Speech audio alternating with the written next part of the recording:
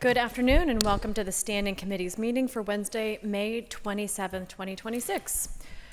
All council meetings will be live streamed on the city's website, and for guest speakers, please do not turn off your microphones. Our first order of business is roll call. Will the clerk please take the roll? Mr. Charland. Here. Mr. Coghill. Here. Ms. Gross. Here. Mr. Lavelle. Here. Mr. Mosley. Here. Ms. Salanetro. Here. Ms. Warwick. Here. Mr. Wilson. Ms. Strasburger, Chair. Here. 8 members present. Thank you. Our next order of business is to amend the agenda. Can I have a motion to amend? So moved. Second. All in favor? Aye. Aye. Motion passes. Agenda is amended. Our next order of business is public comment. I would like to remind all speakers that the rules of council state that comments are limited to matters of concern, official action, or deliberation which are or may be before city council, and profanity will not be permitted. Please state your name and neighborhood for the record. You will have 3 minutes to speak. Our first registered speaker is Dr. Ronald Lynn Miller.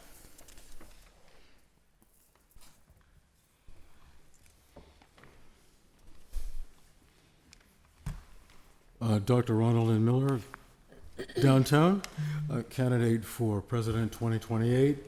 A concern of this council is clearly the security of the city. On the 30th of January 2026, I sent the following to the office of Pittsburgh City Clerk, Kim Clark Baskin, the office of Pittsburgh City Council, R. Daniel Lavelle, and office of Mayor Corey O'Connor. I request information regarding the legal foundation for a declaration of a city state of emergency, SOE. Provide references from Pittsburgh Home Rule Charter, Pittsburgh City Council ordinances, Pittsburgh City Code. Questions. Question 1. What are the criteria used to define state of emergency, SOE, for Pittsburgh? Q2. Can an SOE be declared by the mayor without agreement from the president of council? Q3. Is there any legal impediment preventing a group of Pittsburghers declaring an SOE if the criteria for an SOE exists without support from the offices of council and mayor? We think so. Question 4. Is there any legal ground preventing an indefinite temporal extension of an SOE? The status of request for information regarding the City of Pittsburgh State of Emergency, SRI. SRI SOE is not directed to any office of solicitor. SRI SOE is directed solely to the offices of clerk, council, and mayor, and respectfully expect response from these offices and the officers leading them, not solicitors.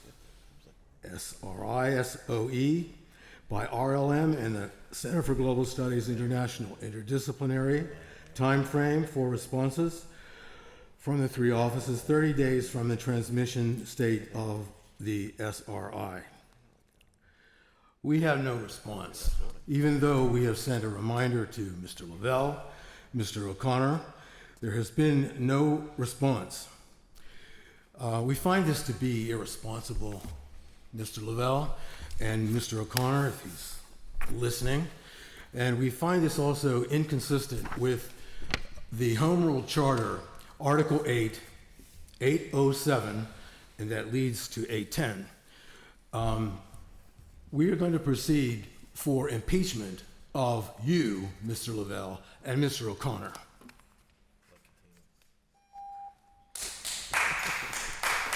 Thank you. Our next speaker is Chief Ikahana Halmakina.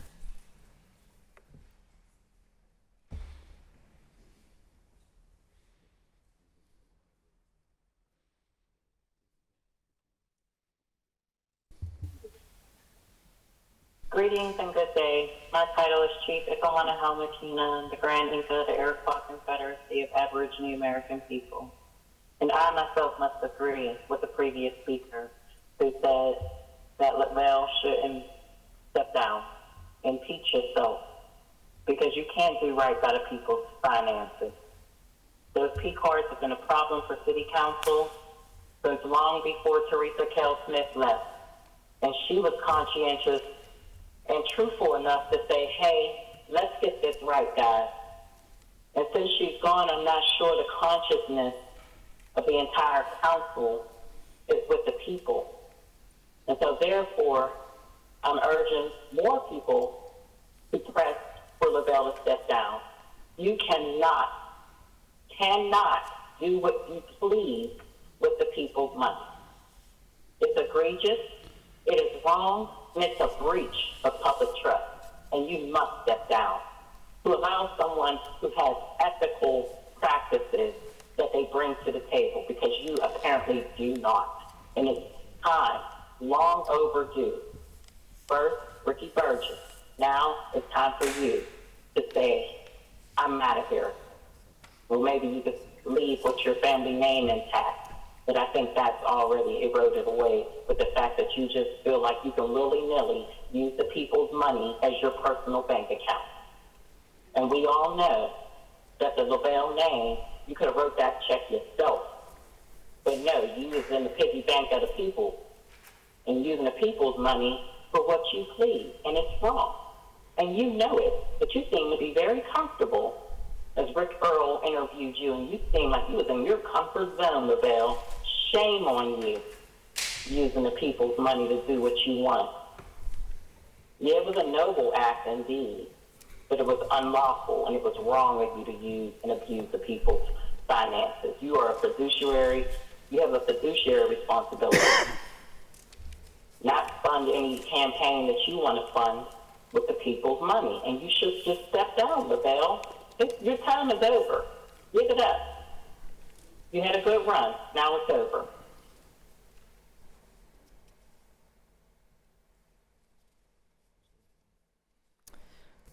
Thank you.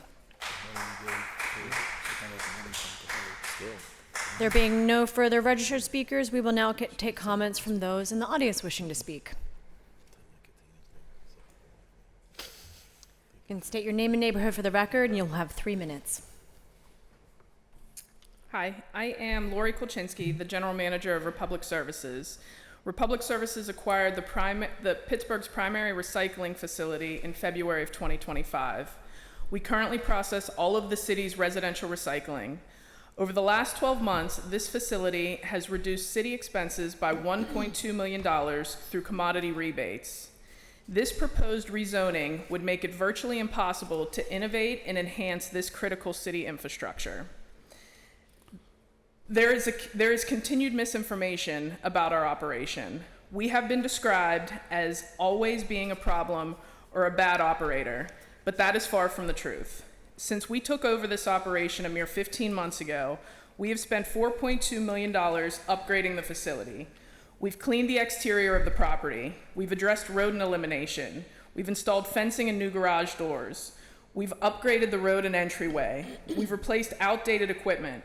Just ask your environmental services team about the changes they've seen in the last year and how this partnership works to support the city's sustainability goals. We have $3.3 million slated for additional upgrades this year, including the rest of the framing and the garage doors to fully enclose the building. We have also been accused of not being transparent with the neighbors. This is another falsehood. I first met with Councilwoman Warwick in April of last year. At that time, we had owned the recycling facility for 2 months. I told her that we had work to do, and we just needed some time to get it done. We have been true to our word. In the past year, Republic Services has joined the Greater Hazelwood Community Collaborative. We've hosted several community members and the councilwoman at the site, offering tours of our operation and answering any questions. I personally have presented operational updates to both the collaborative and to the residents at a Hazelwood Initiative meeting. We participated in job fairs at the local Hazelwood Library. We hosted on-site learning with a Hazelwood trade group, and we sponsored the latest Earth Day event in Hazelwood. We also regularly support holiday drives, toy events, and school activities. In conclusion, this rezoning would negatively impact Pittsburgh financially and its residents by unfairly targeting an essential city service that is in an appropriately zoned area. And even more evident through these latest last-minute parcel revisions, about targeting our specific facility. Please stop this and vote this rezoning down. Thank you. Thank you. Next speaker, please.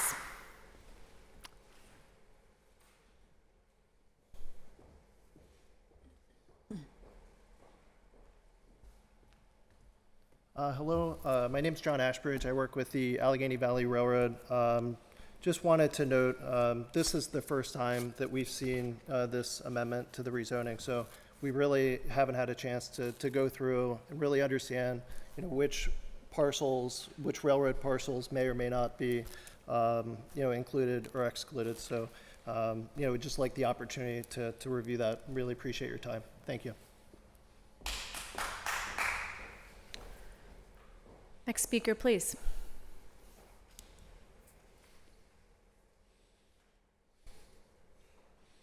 Good afternoon. My name is Yvonne F. Brown. Live at 715 Mercer Street. Excuse me, that's the high rise. Up on Bedford, it's 190 apartments. This morning I came and I spoke to the whole group, but especially to our president, because our president told me when I was questioning about a bus from the top of the hill down to Mercy Hospital. Otherwise, we had to take 2 buses and come back to get to Mercy. And this, I was looking through some papers. I think this is 2018. But anyway, I would come and say, Mr. Lavelle, we need a bus, the seniors, to get to the bottom of the hill. He never would answer me, but we ended up on the elevator together. And he told me, Miss Brown, you keep coming down telling me about the bus, county council. So I did as he said. I went to county council, and our councilman for our district is this heavy-set, large man. And the reason why I say that is because he's a big man, like a fullback. And I had made a statement. I was one of the last to speak. And when I look at them, what they do at the end is they all march out together. So that's the end of the meeting. So when he walks past, I walk past, I said, well, he's gone. And I'm picking up my papers because I have a lot of times I believe you need to see you remember when you see. Okay, so I'm down picking up a paper, and all of a sudden I just heard screaming, and he's at me, it scares me, and he's hollering, screaming and hollering at me, you so-and-so and so-and-so. And all I kept on saying, we'll see. Okay. Now, the reason why that I'm coming to you and bringing this out is because this man is the main reason why Katina, the one that stepped down, which I said he should not have. If you had listened, Katina made a statement. He apologized. This man didn't make a statement. Made a statement that he will not listen to what we say, because he lives in the community. He knows what we need. What kind of elected official is he? What kind? You think about it. Now, you, Mr. Wilson, yesterday I want to say something. Usually, like my daughter fusses about you in different ones. But yesterday, when we had the meeting, you said that the people that didn't sign up would only get 1 minute. And I said, 1 minute? I said, But you didn't. You took and changed your mind and said that they could get to 3 like everybody else. And I want to thank you. Thank you for doing that. I know I come and I speak bad about you because if you don't treat us right. Thank you, Ms. But Brown. I thank you very much for what you did yesterday. Next speaker, please. Are there any further speakers? Seeing no further speakers, we will move on to the standing committee's agenda. The first committee is the Finance and Law Committee. Supplemental new papers, Bill 536. Resolution amending Resolution 840 of 2024, which authorized a professional services agreement and/or contract extension with B2G Now for the purpose of amending account codes and no additional cost to the city. Motion to approve. Second. Discussion? Seeing none, all those in favor of Bill 536, please say aye. Aye. Aye. Aye. Affirmative recommendation. New papers, Bill 509. Ordinance amending the Pittsburgh Code of Ordinances, Title II, Fiscal Article 1, Administration, Chapter 218, Capital Budget and Capital Improvement Plan to clarify language to better align with budgetary practices. Motion to approve. Second. Discussion? I can explain this a little bit if, even though there's no apparent questions, I wanted to make sure everyone understood. So this was brought to us by the mayor's office, and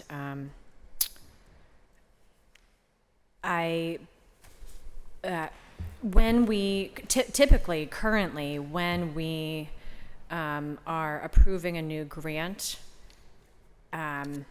application, that is when, and that requires a local match, that is when we have to sort of set aside the funding for the local match.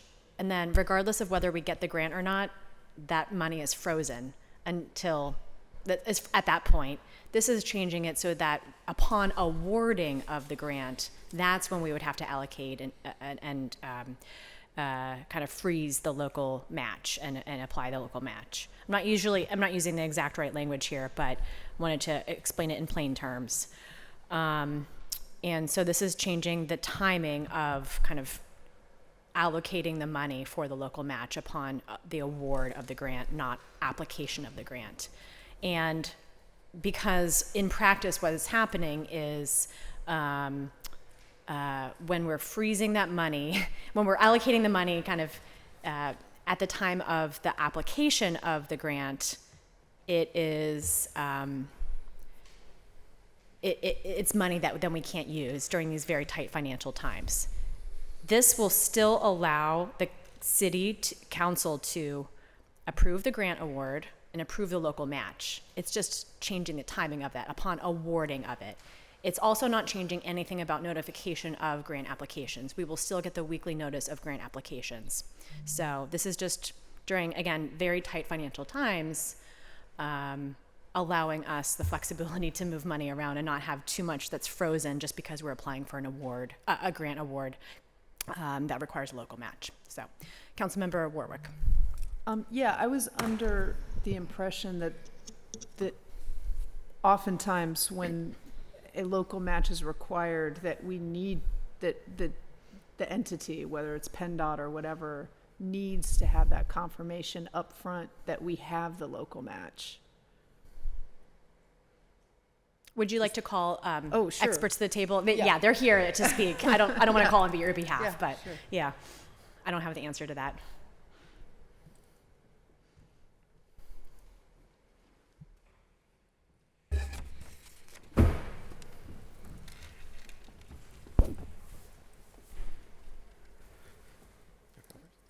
Amanda Burkhart, Grants Manager in the Office of Management and Budget.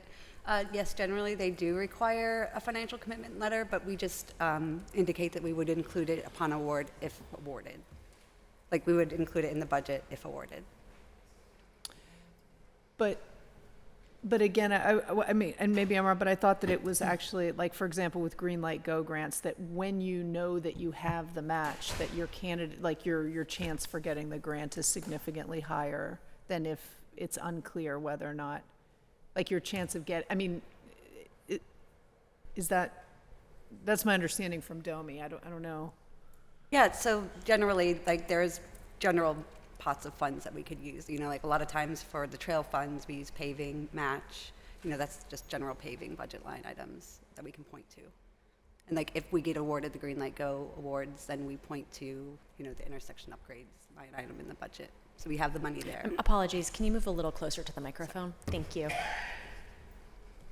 Sorry, so I don't understand. So if, can you explain that again? I guess I didn't understand. Yeah, so we do have general pots of funds that we can point to if we get awarded. You know, for example, like the budget does indicate like signal upgrade, like line item, that we can point to that, and then we could use that when we get the award.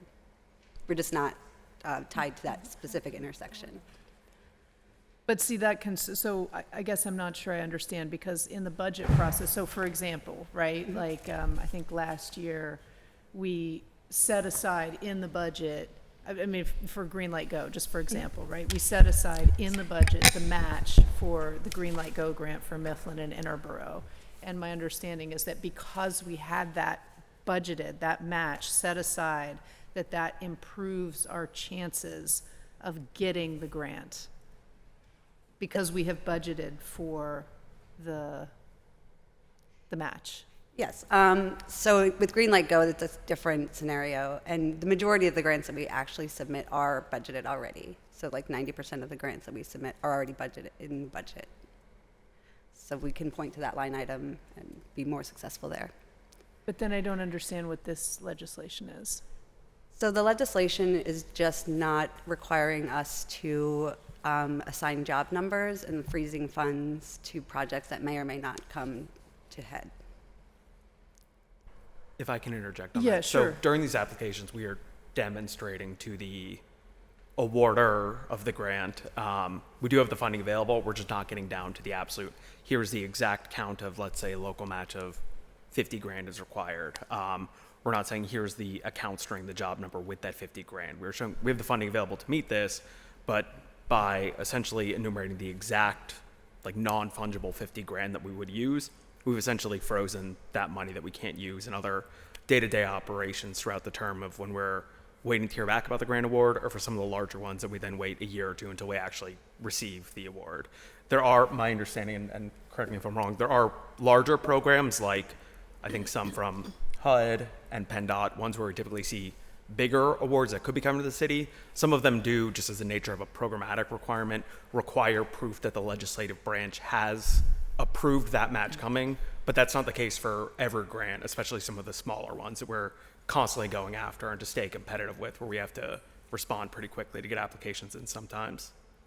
Got it. So you would apply for the grant, but and then, I mean, just to play devil's advocate, Liz,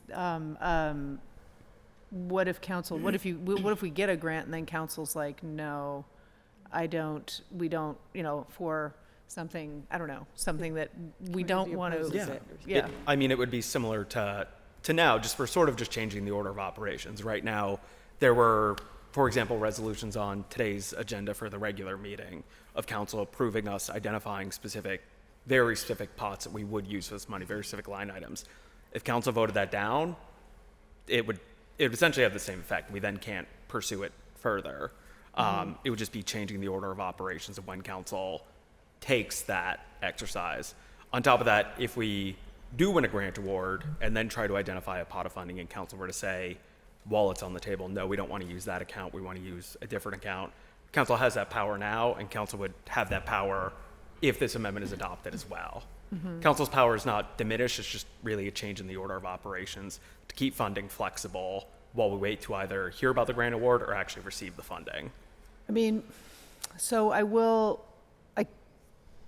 can give you a scenario in my district that sort of happened. It was sort of before I joined council and then right when so there was a project, and I'm not going to name that because ultimately it will end up being a good project. However, it was a street improvement project, right? Lots of street work done. On a street it was a project that nobody asked for, I will say, right? And there was lots of frustration in the community that we were spending $1 million to improve this one stretch when, another far more used stretch was, but the response at the time, and this was for me as council, was, well, we already got the grant. Like, we can't leave money on the table. We already got the grant, so we have to do it. And if we don't do it, then it's like, that hurts our credibility as a grant, you know what I mean? And all of this, so it was, and that is why I actually introduced the legislation to have the grant application list come every week, right? So that we could review and see sort of what's in the works. So, I recognize you can't account for every scenario, but that, once you have the grant, it's harder for the council member to say, well, I would have rather you applied for the grant for this other thing that I've been wanting in my district or whatever, right? Yep. Once we're offered an award, we can always decline to accept it. That's council approves us assigning the grant agreements. But we can decline to accept it, but what we can't do is change what it's for. Some funders you can, but most you cannot. Right. Correct. Right. Okay, well, I'll just, those are my concerns. I'll just leave that there. Thanks. Thank you. Councilwoman Gross and then Councilperson Charlin. Thank you. I think I had the same kind of nature of kind of questions. Is there a way to kind of slice this so that we do a little of both things?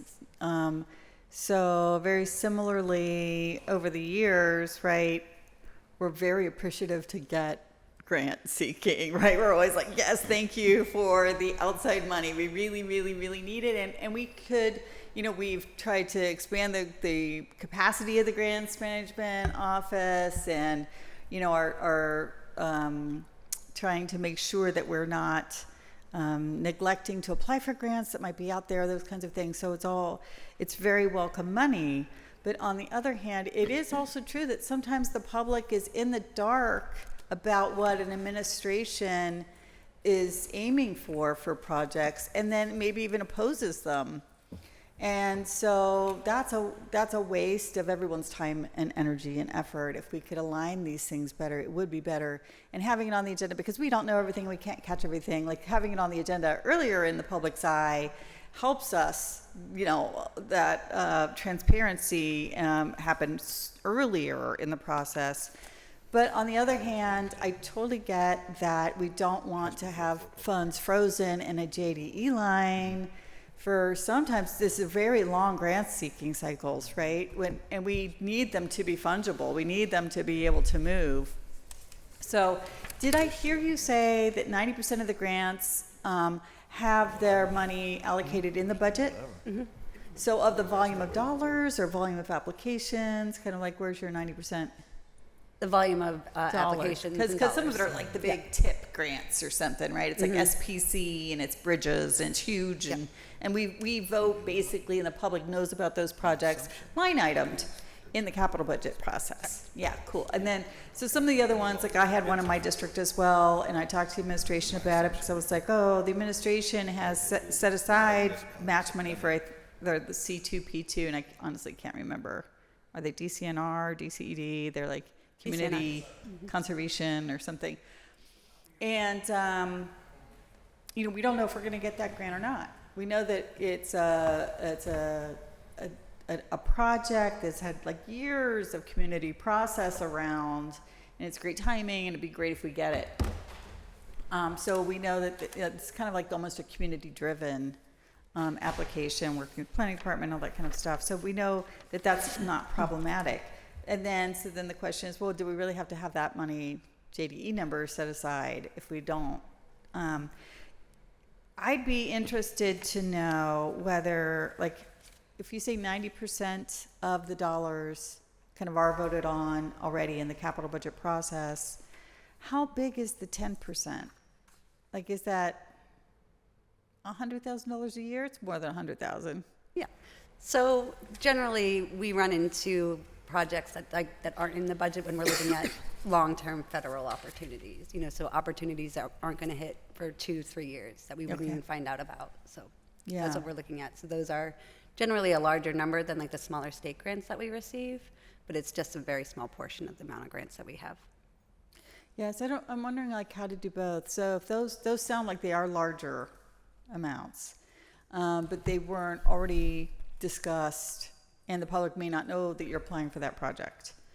So how do we do both? Like, how do we also get the kind of citizen input earlier without having the money locked away unnecessarily, possibly? Because we may not get even half of those grants that we apply for, right? Like, maybe what are we getting, like 10-20% of them? Yep. Yeah. Generally. So, well, you don't want to lock away 90% of the money. You don't have to lock away. But on the other hand, there's no real public discussion or way for the public to notice it. So I'm wondering if there's a way for us to do both. I think the grants application notice is still a little post hoc, right? A department might have worked on something for a very long time without public input. And then we get the notice that they're applying for it, but it's too late since they've applied for it to tell them that they're off base. And maybe, again, if they'd done one intersection over or come at it with a different input, they'd have widespread support, that kind of thing. So, yeah, I'd be interested to see how maybe we do both, having the funds flexible, but also incorporating, maybe if it's over a certain dollar threshold, smaller projects, if you're applying for a $100,000 grant with a $10,000 match, it's probably not doing that much harm. You don't want to waste a lot of departmental time, or maybe the public won't, it can't do too much that is, they'll oppose. But for something at a higher level or a bigger thing, usually, you can work on these grant applications for months. Some of them are, I've personally, way in a different lifetime, worked on one for several months at a time. There were like 20 versions of it, by the time it got submitted a federal grant. So we don't want to make sure that we're not like wasting staff time either, kind of going off in the wrong direction. So I don't know. Those are my current thoughts. Do you have any response before I give up the floor? And Amanda can speak this better than I can, but generally one concern that I know OMB and the grants team has with the idea of setting a dollar threshold for then putting it through the normal 3-week legislative process, that there are times where we, for better or for worse, we learn about grants sort of at the last minute, or even if something where it's a council member or a community group might flag for us, like, hey, here's an issue that just hasn't boiled up to it's been on the front of everyone's minds yet, and Amanda and her team might know, oh, this is just using a random example, this is a landslide issue. There could be a landslide grant available. It just happened recently. The application happens to be within a few days. We want to act quickly. Like Councilwoman Warwick said, like we can't always plan for every single possible instance, but when it comes to both grants and having the availability to move our money, especially in these tight times, we want to maximize that flexibility as much as possible, while still making sure that when we do have to move money or do get an award, that we're not disrupting the council process of still having council vote to accept the money and then vote to actually pledge that match. We just want to be able to do it at a time where we know the grant is coming, we know it's incoming, we know we're going to be able to get to do the project with council approval. We just want to have the flexibility that comes with not sequestering that funding as soon as we hit the submit button on an application. I hear you. But also having spent a bit of my life as the grant writer, if you're hearing about it last minute, it's probably not a huge award. Or you wouldn't be able to adequately apply for those funds, right? The bigger the pot, the more time and energy and effort goes into the writing of it. I don't know if you've got your same experience, Amanda.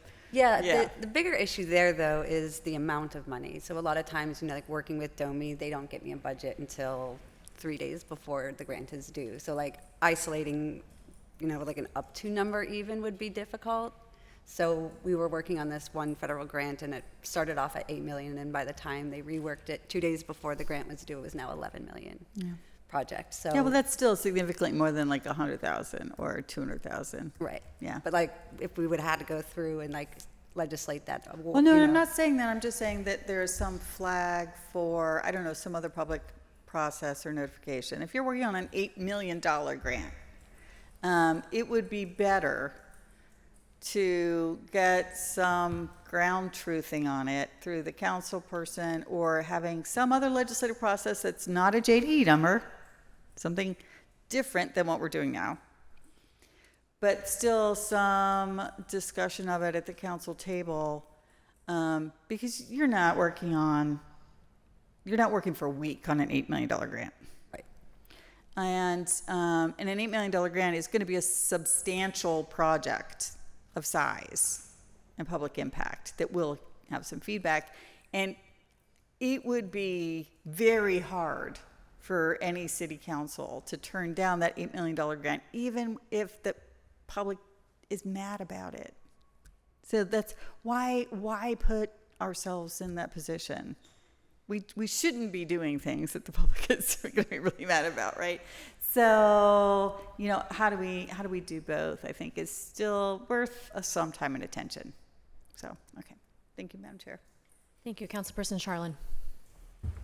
Yeah, I'll be relatively quick here, but this is a problem that I think myself and actually it was Councilman Wilson's chief of staff back when we were staffers together identified, and it's I can't name a lot of grants, but the one that I do know very well is Green Light Go. And so when we apply for a Green Light Go grant, which is for traffic signal upgrade, about $500,000, we have to find $500,000 for that. We hit almost every Green Light Go grant successfully. So a Green Light Go grant takes what the city has to pay down to $100,000. The state pays $400,000 of that.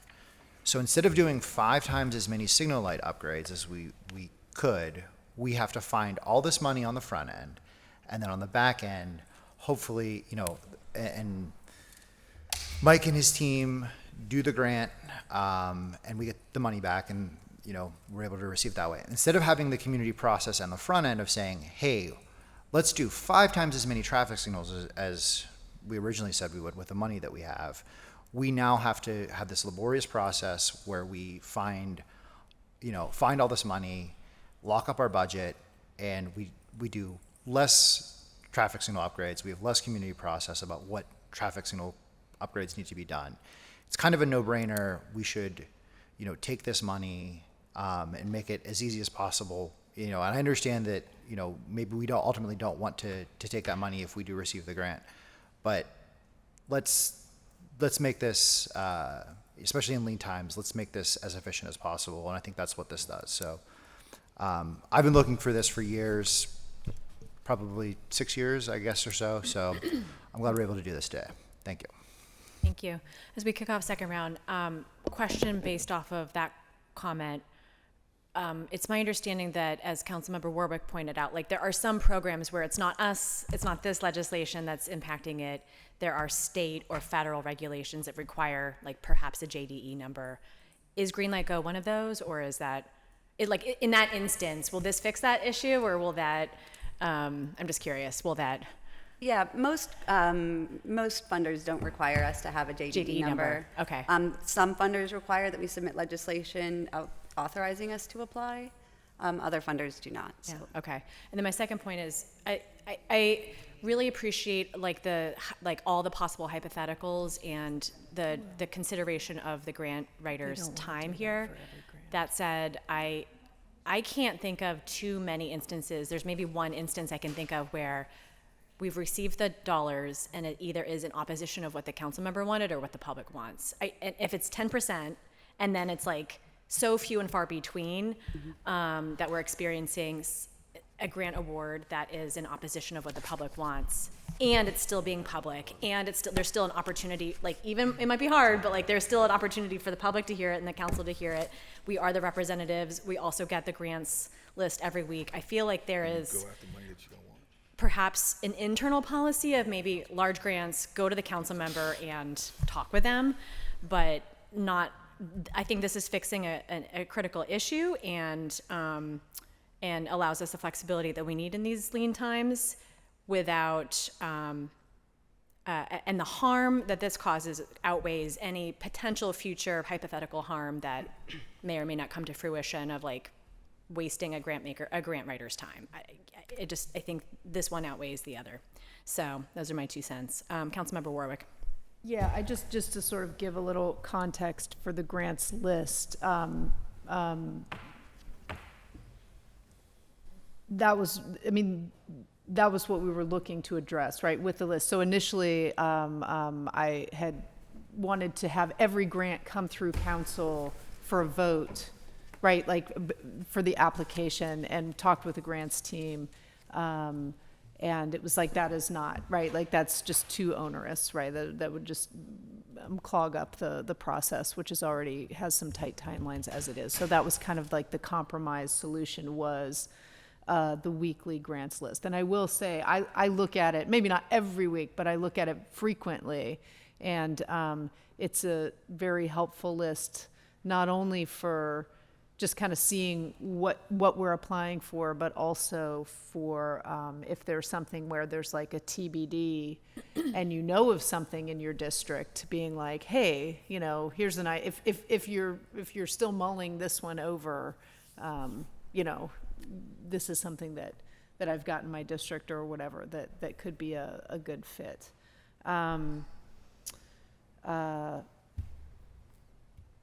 Yeah, I think, oh, actually, if you don't mind interrogatory, Councilman, we had spoken at one point about a grants, we're kind of getting a little off topic, but about like a grants fund, meaning like there was like a pot of money that we could use for these matches. Is that what you were referring to earlier? If we're allowed interrogatory, that was one of the ways that we were trying to combat this problem, was Right. trying to figure out a grants. Also at that time, I don't think we realized the financial situation, and maybe members did, but myself and Mohammed did not. I don't know that there would be no way to do the grants fund right now. Right. We don't have the money for that. This, I think, is the next best option, you know, for where we are right now. But again, both ideas are solving the same problem. Mm-hmm. I mean, I know for myself, I'm comfortable with the grants list because I know that I look at it, right? So I know if there's something that's in my district that I don't recognize, I can immediately, contact the director or whatever. Just to speak on the yeah. public notice, we do generally with these larger grants, we do get letters of support from the community groups to support our application, to show the funder that they are actually wanted in the neighborhood. Like that's generally one of the questions that we have to answer. So we do reach out to Bike Pittsburgh. We did one in Lawrenceville, so we reached out to the two groups there. So we do reach out to them and let them know and see if they can support our applications. Okay. All right. I mean, that's all for me. Thank you. Seeing none. Oh, sorry. I didn't know if that was a Okay. Councilman Wilson. Thank you. All right, so my understanding is that if a grant requires there to be matching funds that we show until we're either accepted or not, whether we're granted it or not, you'll do that. That's still part of, I mean, if the grant requires it, you would point to those funds and say, these are the funds we would use. Yeah, and we can even say that we would put it in the budget for the future year. Mm-hmm. So then we meet the requirements. And so then if a grant doesn't require as much stringent, stringency, like we would figure it out essentially whenever the time comes. Yeah, I mean, in the application, the city still has to demonstrate, like. Okay, sounds good. If Thanks. we were, I'm good. Oh, okay. Further discussion? Seeing none, all in favor of Bill 509, please say aye. Aye. Abstentions? Noes? Affirmative recommendation. Bill 510. Thank you. Resolution authorizing the city to quit claim any right, title, and interest it may have in and to the property identified as 6491 Stanton Avenue, 11th Ward, to Grace S. and Chabukum Arana for $200 relating to the full and final resolution of a longstanding scrivener's error in the chain of title. Motion to approve. Second. Discussion? Councilwoman Gross. Thank you. Yeah, I appreciate the attorney in the solicitor's office talking to me about this. I just want to note that there's really no map of the parcel boundary in the legislation, and since it's correcting a scrivener's error, council members, we should probably pass this today, but I may ask for there to be another attachment, because it keeps, it doesn't actually show the parcel boundary, and that would probably help for the legislative record. So I appreciate it. Thank you, Madam Chair. Thank you. Further discussion? Seeing none, all in favor of Bill 510, please say aye. Aye. Affirmative recommendation. Bill 511. Resolution authorizing the issuance of a warrant in favor of Omar Cadenas in an amount not to exceed $3,600 over 1 year in full and final settlement of a claim for damage to his vehicle on Eiler Street from an accident with a city police vehicle on March 17, 2026. Motion to approve. Second. Discussion? Seeing none, all those in favor of Bill 511, please say aye. Aye. Affirmative recommendation. Bill 515.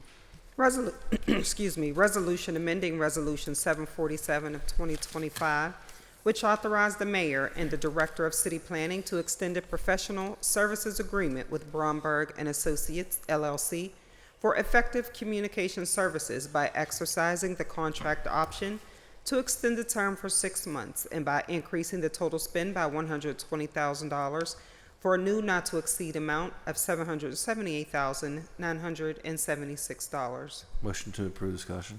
Second. Second, Councilman Wilson. I'm seeing an amendment here. I know it's sponsored by you. Would you like me to make the Yes, please. motion to amend Bill 515, Second. which reduces the amount to $75,000 for the amount not to exceed? Thank you. Discussion, Councilmember Warwick. If there's anyone here who can speak, I just want to ask what the effective communication services are. Yes, this is our ASL interpretation services. Oh, got it. Okay, thank you. Yeah. Further discussion on the amendment? All in favor? Councilwoman Gross, did you have a question, comment? No, Okay. I'm fine, thank you. Appreciate it. All in favor of amending Bill 515, please say aye. Aye. Aye. Bill is amended. Further discussion on the bill as amended? Seeing none, all in favor of Bill 515 as amended, please say aye. Aye. Affirmative recommendation. Thank you. Takes us to invoices. Is there a motion on invoices? Motion to approve. Second. Discussion? Seeing none, all in favor of invoices, please say aye.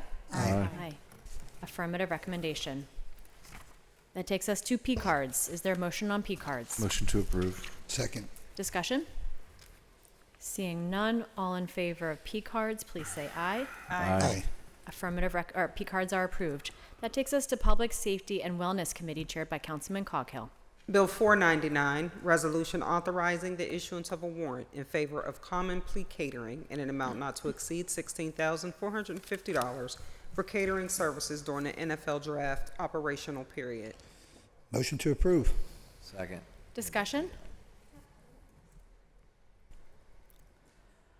I do have a question. I can't quite keep straight what was included in the reimbursement or the contribution from the state and what wasn't. I don't know if you have the answer to that or if I do not. Ms. White wants to join us.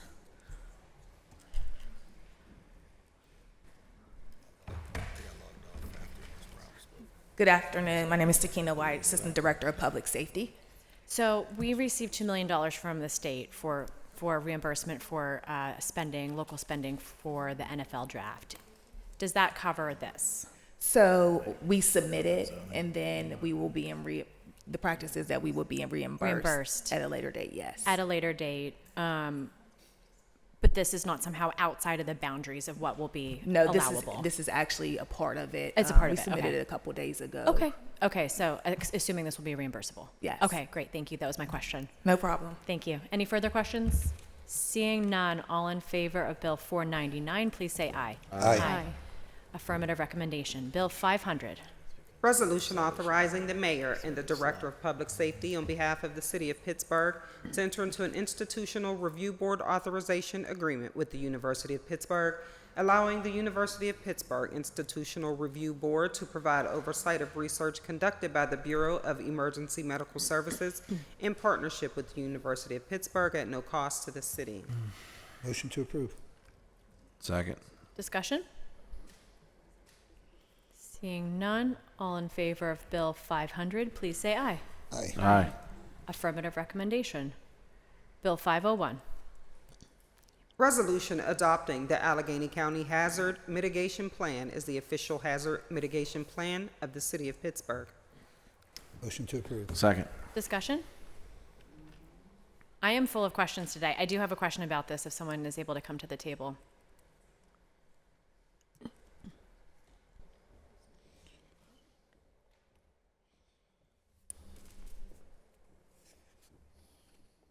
Welcome. You can introduce yourself for the record. Adam Emil, Deputy Emergency Management Coordinator. Thank you very much. So I have this hazard mitigation plan in my head because our former planning director really was adamant about the city adopting a hazard mitigation plan to help us unlock future federal funding that is only allowed once the city has a hazard mitigation plan. I was never quite clear if we had adopted the county's hazard mitigation plan in the past. Is this the first time we're doing this? And is it really that easy, or what steps were involved in adopting this or contemplating the counties as the cities? Right. So the city has adopted it every 5 years since 2016. Okay. Planning for this began back in 2025 through Allegheny County and their contractor. A series of meetings where we discussed with all the other municipalities what hazards we're subject to, human-caused natural disasters. We also worked very closely with city planning on this, so they got our input on it. And then from there, they developed the plan. So fully involved with the city along with the other 130 municipalities. Mm-hmm. And so is there something that we would have to do in addition to this to be able to unlock that magical spending that might not be, that funding that may or may not be there at this point, but could be in the future? Or does this constitute a plan such that we would be eligible for that federal Correct. funding? This does unlock Okay. the hazard mitigation funds. Great. That's all I was wondering. Thank you. Any further discussion?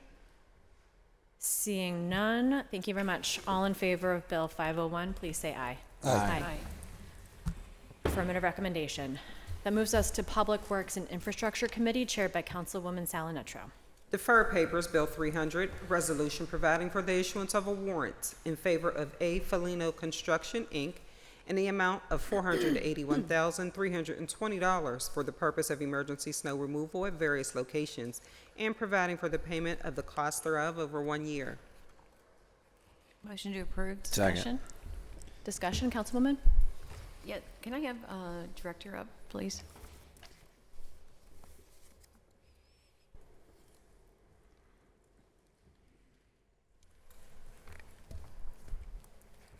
Good afternoon. Good afternoon, John. And give us your name for the record. John McClory, Director of Public Works.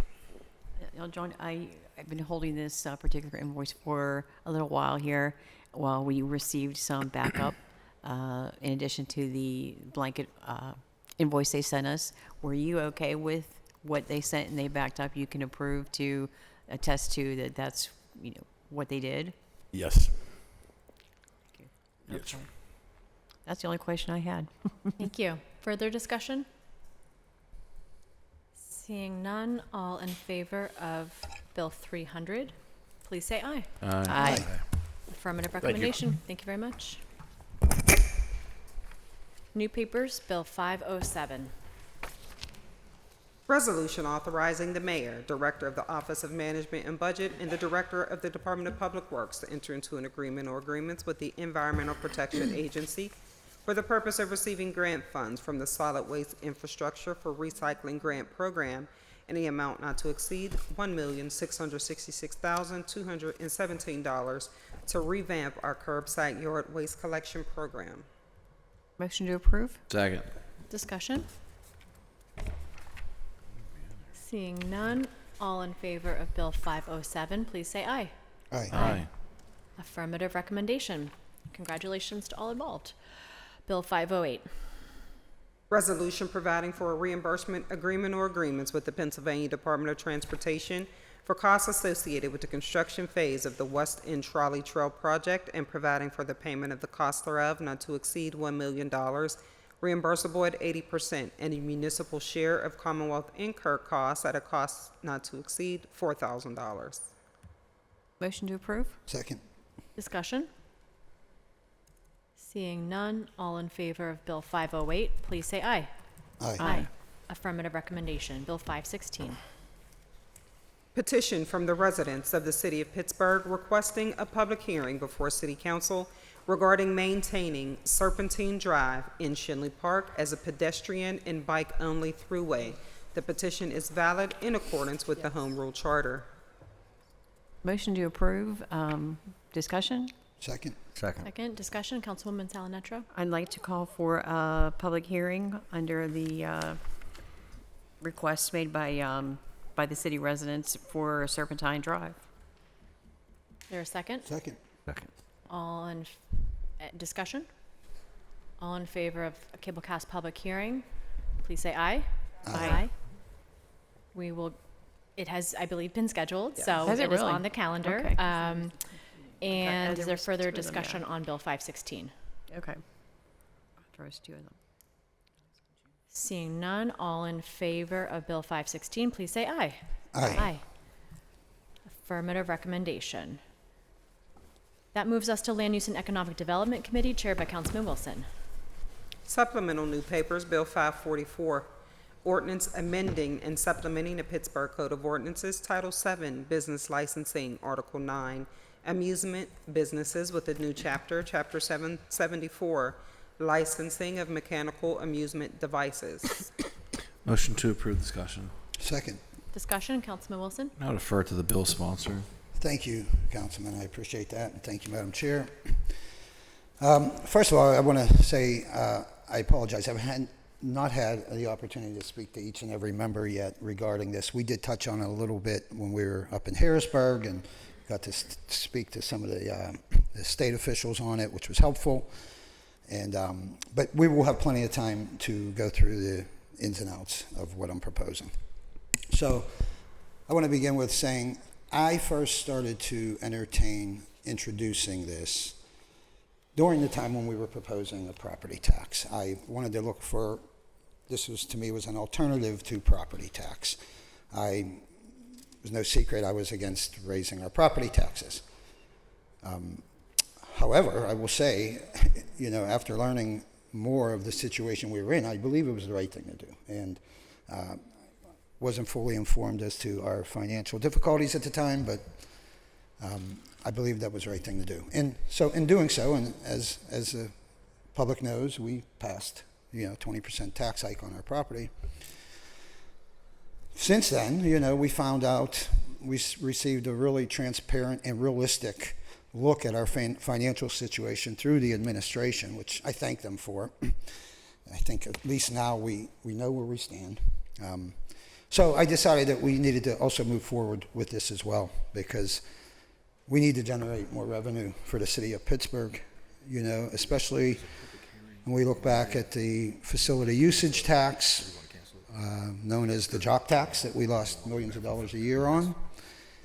And on top of that, the reassessments of our skyscrapers downtown really put a hole in our budget as to what we were expecting to budget for. So I decided we better pursue this as well. Only it's just one small measure to hopefully bridge the gap between our deficits, but it's a measure. And we did it in 3 different ways. First, I want to tell you, this is not a new tax. This is nothing new to the Commonwealth of Pennsylvania. There are 1/5 of the municipalities and boroughs throughout the Commonwealth actually have this tax already on the books, some for 40 years. So this is not a new tax.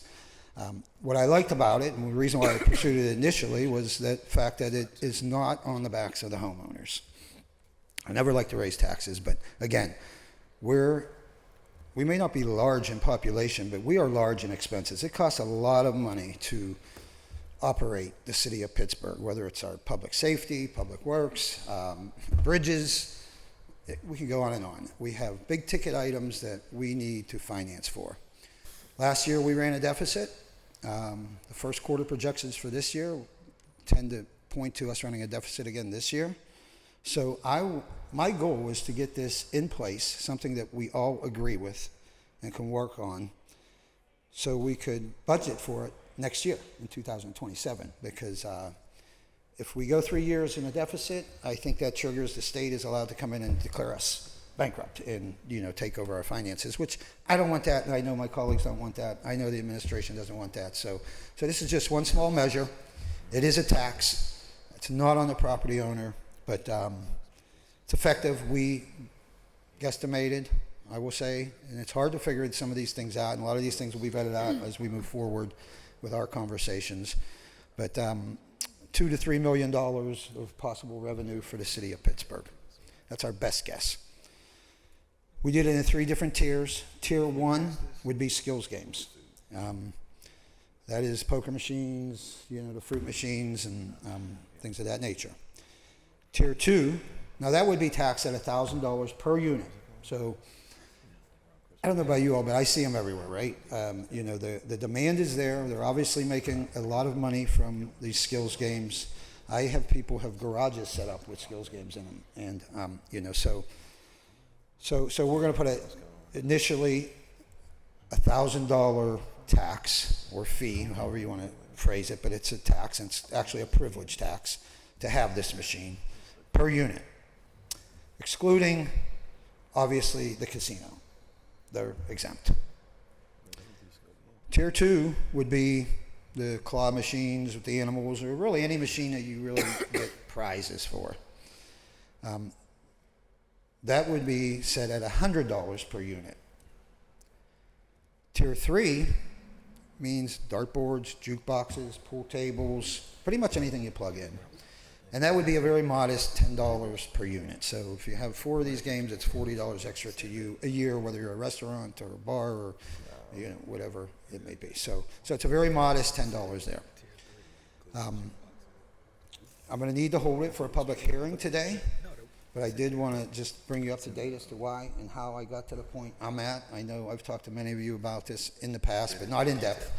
In fact, it took us a while just to get the information. I want to thank my staff and Sean Carter and Blake Plavchak for the research, and Melissa, who did a wonderful job for us researching the other surrounding municipalities that already impose this tax, and we used them as a gauge.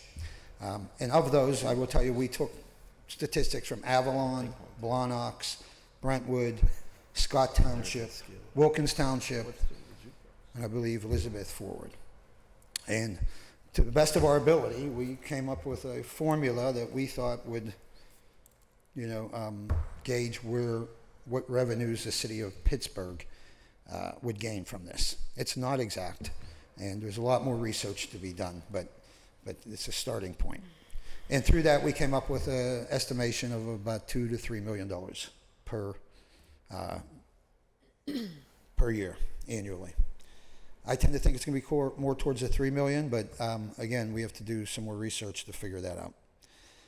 Important notes I want to make is that this is not on the backs of the tax of our property owners, and eventually gets, forced on our renters. So I like that about this from the beginning.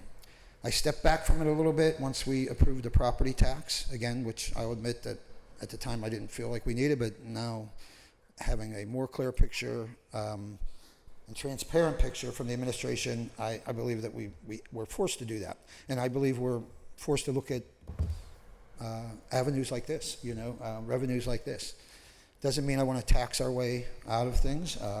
This is, again, nothing new. Many municipalities, many cities throughout the Commonwealth have been doing this for ages.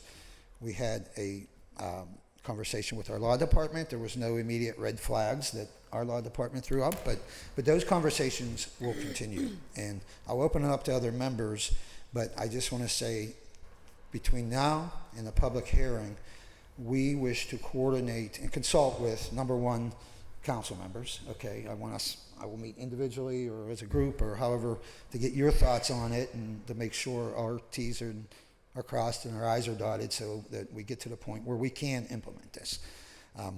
Obviously, the administration will be in on all of those talks.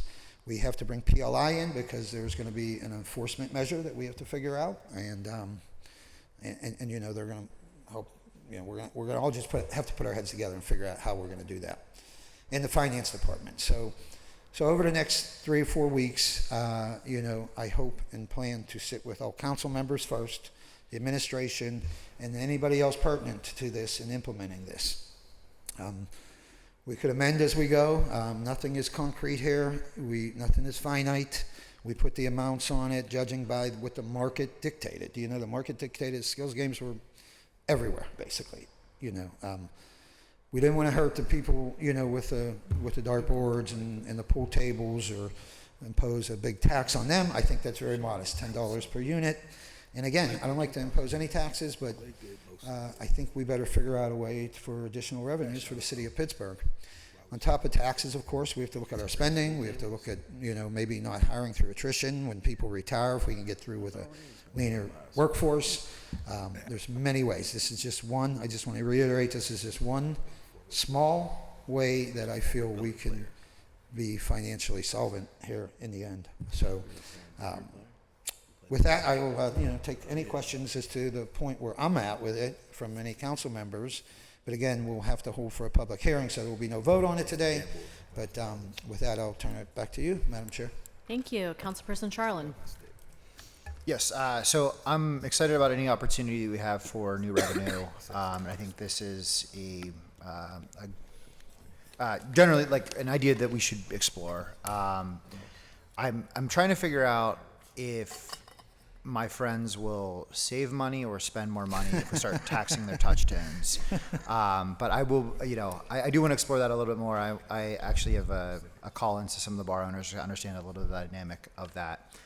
But the other really important piece of this, and talking to friends that, that work in Harrisburg and work around Harrisburg, it seems like the most pressing issue in Harrisburg right now is what we're going to do with these skill games, these games of chance that they have up there, and how we're going to generate revenue off of that. I do want to make sure that if it's something that there's no way for us to stop, that we do make sure to get what's ours on there. But at the same time, I do think that someone needs to say, and I don't think anybody in Harrisburg can say this, so hopefully we can say this, that it is a kind of a dangerous thing to look at folks playing these games in a Kogo's or in a deli or wherever they are.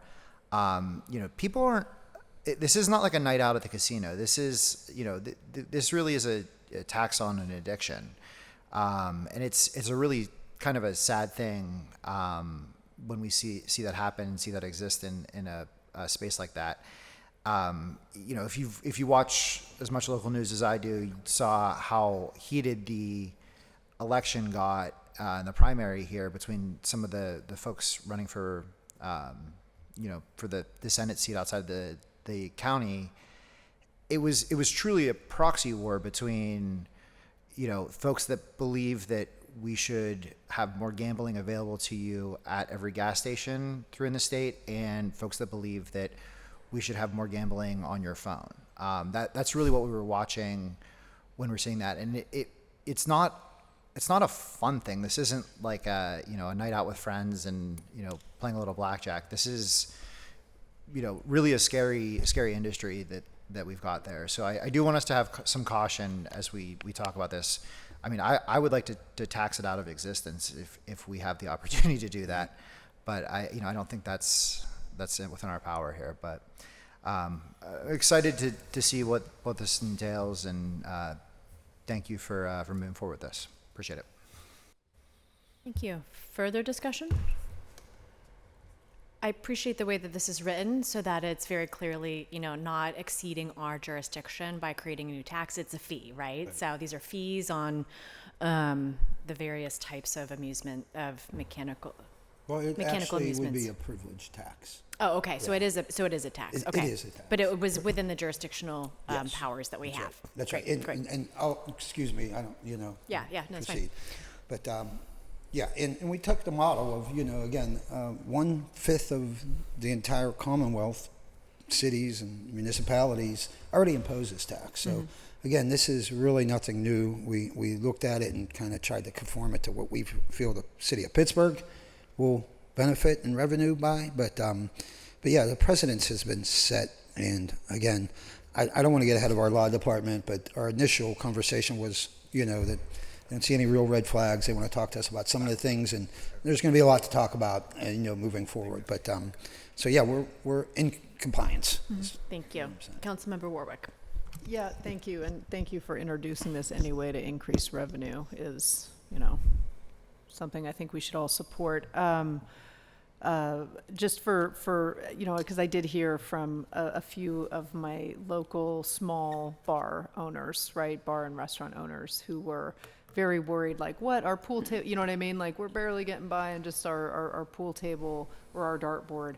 And I appreciate the clarification. So that would, those types of games, right, that are not the slots, right? Those are the tier 3, and that is $10 per unit per year. Yes. So, a very, very modest, modest tax for those types of games. That's not, the big ones are the. That's right, and we intentionally slots. did it that way because, that's amusement only, basically.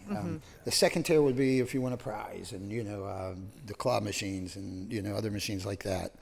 And obviously, the market, we didn't want to get into the weeds as to illegal gambling and skills games. So that's why we put a mechanical devices tax on it. It covers everything. Modestly, for simple machines like that, if you have 3 or 4, it's $30, $40, $50 a year. Obviously, the demand is on the skills games, and I know the state is talking about it. And if I could reply to Councilman Charlin's, we don't know what the state is going to do. We really don't. We do know that the will is there for them to take this up, whether they tax the revenue on it, whether they tax the units like we're doing. We don't know if it's going to supersede what we do. But we are having conversations. I will be having conversations with my state elected officials that if they do proceed and put a tax on it, and if it supersedes what we're doing, we want to make sure that we get the benefits back from whatever tax that they imply. So we got a close eye on that. I don't think it should stop us from moving forward. I think if they decide to tax, say, the revenue on each machine, which they can do, and there is verification from each machine for them to find that out, then I don't think that should affect ours. Ours is a privilege tax, meaning if you want this machine in your establishment, that's going to cost you, if it's a skills game, $1,000 per year. If it's as simple as a dartboard, then $10. So yeah, again, it's a small way, but I'm not real concerned. I'll leave it up to the state to regulate and decide what's legal, what's not, and what kind of taxes they can put on it. But I'm just trying to keep us clear of that conversation until they do what they do, if they do what they do. So we have no way really of telling at this point. Well, you unfortunately are giving my children another reason to ask for the claw machine, for money for the claw machine. It's helping the city. Mom, it's helping the city. And there's no way for us to know the profits of a claw machine. I do intend on having conversations with bar owners and restaurant owners, and this is not bar and just restaurant owners, maybe with the claw machines and pool tables it is, but again, the skills games are everywhere. I have a gas station I won't mention. They have a whole garage with 30 or 40 of them. It looks like a little mini casino. So I say we let the casinos be casinos, and I feel like it's kind of getting out of control, but I'll let the state worry about regulating or taxing that. We're just looking to put a fee or a tax on each individual machine so we could kind of stay clear of that conversation.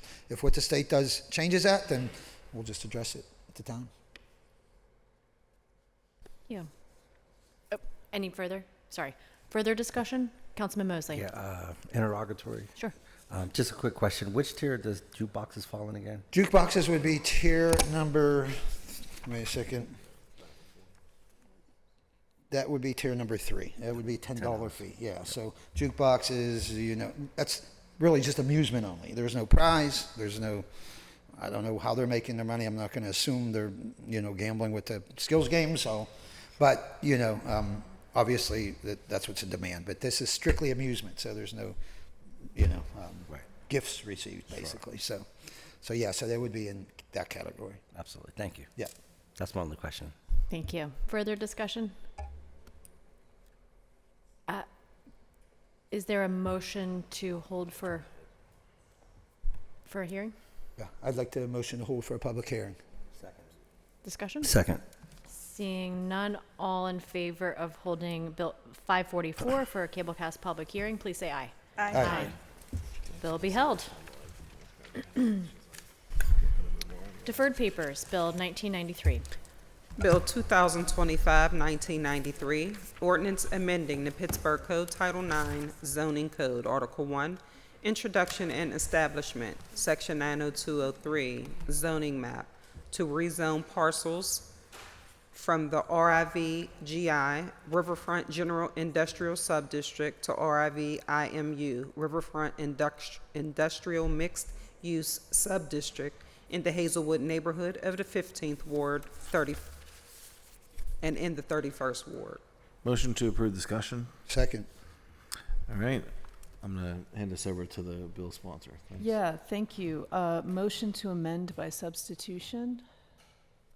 Second. Discussion? Seeing none, all in favor of amending Bill 1993, please say aye. Aye.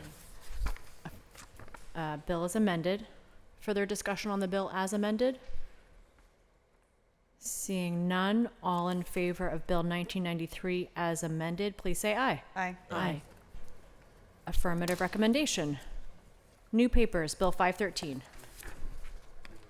Ordinance amending the Pittsburgh Code Title IX, Zoning Code, Article 1, Introduction and Establishment, Section 90203, Zoning Map, to rezone parcels 125G13, 125G14, 125G15 from residential single-unit detached low-density to urban industrial in the Homewood West neighborhood. Motion to hold for Cablecast public hearing. Second. Discussion? Seeing none, all in favor of a Cablecast public hearing for Bill 513, please say aye. Aye. Bill will be held. Bill 518. Ordinance establishing an East Carson Street Improvement District for the area shown on Exhibit A at the behest of the East Carson Street Business District Advisory Committee, property owners and business owners to be benefited with specific improvements to be undertaken, including but not limited to financing of said improvements, method of assessing specific properties to be benefited, establishing a neighborhood improvement district management association to conduct administrative procedures for the neighborhood improvement district, providing for the establishment of a separate account for deposit and withdrawal of project funds, and providing for the cost thereof. Motion to hold for Cablecast public hearing. Yeah, that's what I would like to do. Second. Discussion? Discussion. This is something most of you know that I've been working on this for a while here. I actually believe it was Councilman Wilson and our council president when I first took office. They were like, what is it that you want to do? What is the thing that you want to do? And this is that legislation. So we're working on this for quite some time with the help of the Pittsburgh Downtown Partnership, who has served as our consultant on this project. Graciously, the Hillman Foundation and UPMC have donated or given us a grant to explore what a business district manager in Southside would look like for the last year. We've taken the vacancy rate on East Carson Street from 24% to about 16.4%. And, you know, this really is I believe, the most important legislation that we can look at for East Carson Street and for Southside and for the future of one of the most vibrant business districts, the oldest Victorian Main Street in America, and moving this forward here. Something we've been looking at for quite some time. Years before this group was together, there were multiple iterations, multiple attempts to do this. Famously, both Southside and Lawrenceville tried to do this kind of at the same time period.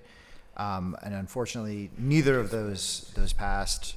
But we're looking at it again. We've got some really strong support. About 94% of respondents in our surveys have said that they wanted to try this, to try to do an improvement district on East Carson Street.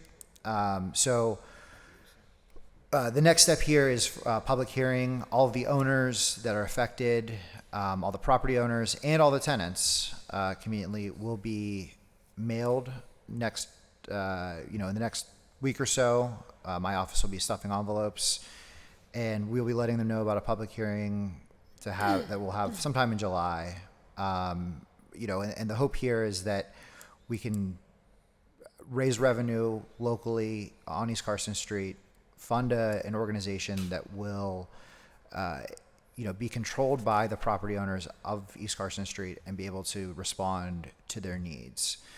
So this is, I think the most important legislation that we can really look at for East Carson Street to really solve our problems moving forward. And I'm really excited about it. So with that, I guess I would ultimately like to hold for a public hearing. Sorry. Thank you. Any further discussion? So we have the motion and a second on holding for public hearing. Any further discussion on the bill? Seeing none, all those in favor of holding Bill 518 for Cablecast public hearing, please say aye. Aye. Aye. Bill be held. That moves us to Recreation, Youth, and Senior Services Committee, chaired by Councilmember Warwick. Bill 512, resolution amending Resolution 388 of 2025, authorizing the mayor and director of the Department of Parks and Recreation to enter into a professional services agreement or agreements with Starfire Corporation for an enhanced fireworks show held in conjunction with the City of Pittsburgh celebration of the 250th anniversary of Independence Day by modifying the code account to include grant funding and by increasing the amount by $261,800 for a new total cost not to exceed $514,000 over 3 years. Motion to approve. Brief Second. discussion. Discussion? Yeah, just to say, our city parks and special events team put on a really great 4th of July every year. It's funny because we were actually nominated, I was by CBS or something, but we were nominated to for a contest to vote and on who has the best celebration. And I shared that on social media, and it got more hits and shares and whatever than anything I've ever posted ever. So it was really kind of sweet to kind of see how excited Pittsburghers are, how much they like this event, and how excited they were about that nomination. So I hope we win that, and I know that this is going to be really it's going to be really great this year. So I'm very excited to see what our team puts together. Further discussion? Seeing none, all in favor of Bill 512, please say aye. Aye. Affirmative recommendation. That moves us to Innovation, Performance, Asset Management, and Technology Committee, chaired by Councilwoman Gross. Bill 502, resolution authorizing the mayor, director of the Office of Management and Budget, and the director of the Department of Innovation and Performance to enter into an agreement or agreements with Bloomberg Philanthropies for the purpose of receiving grant funds from the Youth Climate Action Fund in the amount of $50,000 to strengthen how cities partner with young people to develop local climate solutions. Motion to approve. Brief discussion. Second. Discussion? Yeah, we have a few people here from INP, so I was hoping they would come to the table and tell us about this exciting project.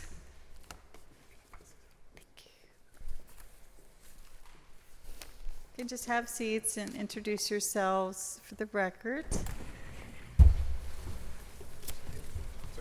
Appreciate it. Presentation. Yeah, nice. Laura, go ahead. Okay.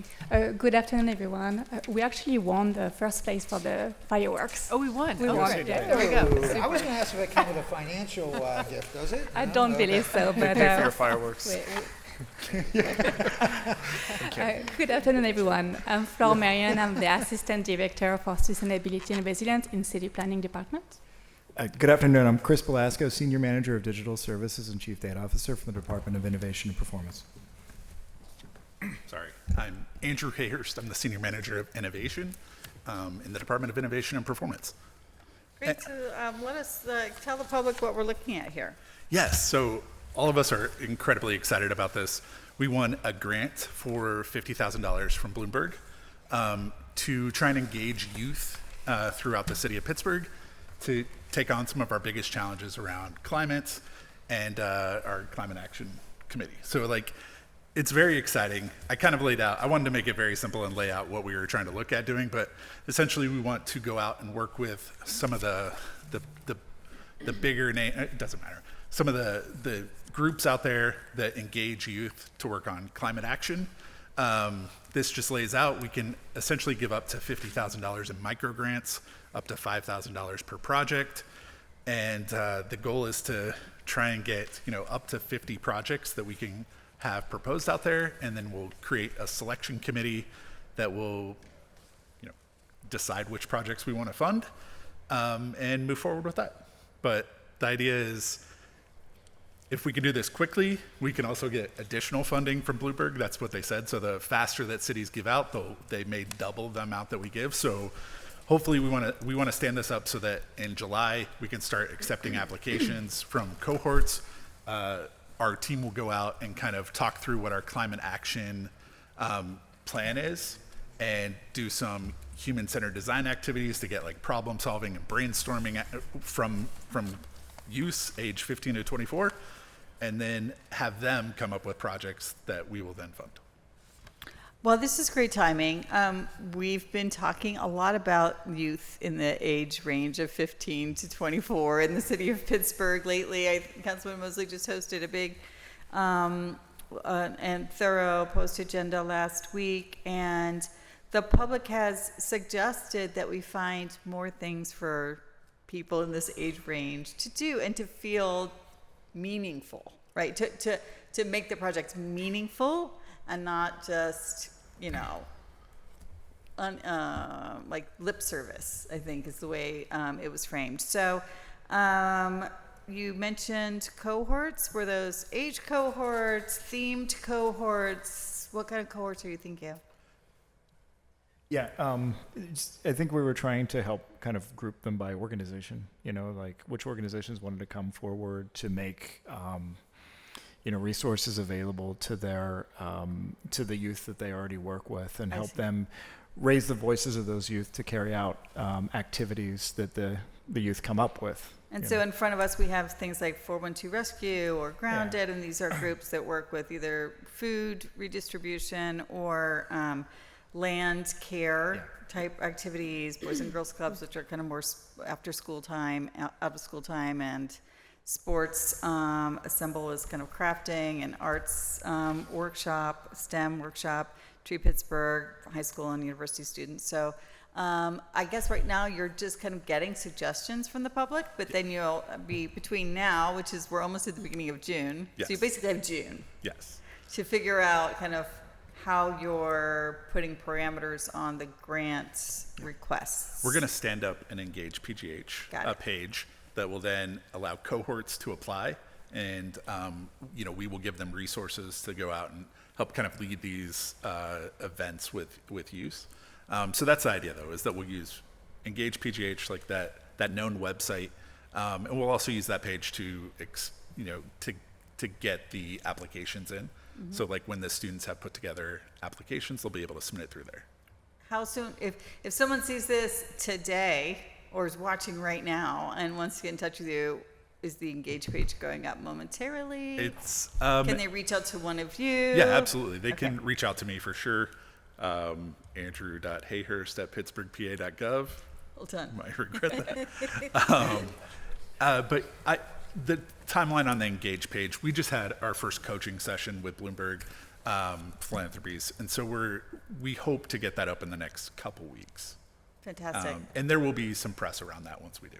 Okay, so fantastic. So watch out for media, watch out for the Engage page going up, and if you've got opportunities for reaching out to youth who are city residents and have ideas for getting them to apply or can help them apply for mini grants for climate-oriented action. And the city's current climate action plan is also on the city website somehow. I'm sure it'll be linked on the Engage page. It's 2.0, 3.0, what are we on? It's 3.0. It's 3.0. Read the 3.0 update. one, member of the public, if you're out there. Don't read the old one. Read the new one. And align some projects that are meaningful impact for micro grants for climate solutions. Exactly. Got it. Okay. Thank you. That's all I have, Madam Chair. Thank you. Further discussion? Congratulations. This is terrific, and look forward to seeing how it comes together. Thank you so much. Thanks. You all. Seeing none, all in favor of Bill 502, please say aye. Aye. Affirmative recommendation. That moves us to Intergovernmental and Educational Affairs Committee, chaired by Councilman Mosley. Bill 503, resolution authorizing the mayor, director of the Office of Management and Budget, and the director of the Department of Public Works to enter into an agreement or agreements with the U.S. Department of Housing and Urban Development for the purpose of receiving grant funds from the Economic Development Initiative, community project funding in an amount not to exceed $250,000 to recreate community at the Thaddeus Stevens Recreation Center. Motion to approve. Second. Discussion? Seeing none, all in favor of Bill 503, please say aye. Aye. Aye. Affirmative recommendation. Bill 504. Resolution authorizing the issuance of issuance of 3 warrants payable in favor of Connect Congress of neighboring communities for 1-year membership dues for all 3 branches of government in an amount not to exceed $27,563. Motion to approve. Second. Discussion? Seeing none, all in favor of Bill 504, please say aye. Aye. Aye. Affirmative recommendation. Bill 505. Resolution amending Resolution 680 of 2020, entitled Resolution Authorizing a Cooperation Agreement or Agreements with the Urban Redevelopment Authority of Pittsburgh in connection with the URA's application for a Redevelopment Assistance Capital Program grant of up to $1,500,000 for the former Homewood School Project, Council District 9, to increase the total grant award, adjust the match, and assign an additional job number. Motion to approve. Second. Discussion? Seeing none, all in favor of Bill 505, please say aye. Aye. Aye. Affirmative recommendation. Bill 506. Resolution adopting plan revision to the City of Pittsburgh's official sewage facilities plan for 2200 Railroad Street at no cost to the city. Motion to approve. Second. Discussion? Seeing none, all in favor of Bill 506, please say aye. Aye. Affirmative recommendation. That exhausts our standing committee's agenda. We do have meeting announcements. Tomorrow, Thursday, May 28th at 1:30 p.m., council will hold a cablecast post agenda pertaining to Pittsburgh's noise ordinance as it relates to restaurant and bars. I will be chairing that. I hope to see you all there. Next Monday, June 1st, 2026, council will hold a cablecast public hearing on Bill 2026-426 as it relates to zoning in the north side. Also, council will hold its regular meeting on Tuesday, June 2nd at 10 a.m. and their standing committee's meeting on Wednesday, June 3rd at 10 a.m. To register to speak at these meetings, please fill out the sign-up form on the council meeting webpage by the deadlines. You may also call the clerk's office at 412-255-2138. Is there anything for members? Seeing none, I'll take a motion to approve the minutes and adjourn the meeting. All in favor? Aye. Meeting is adjourned.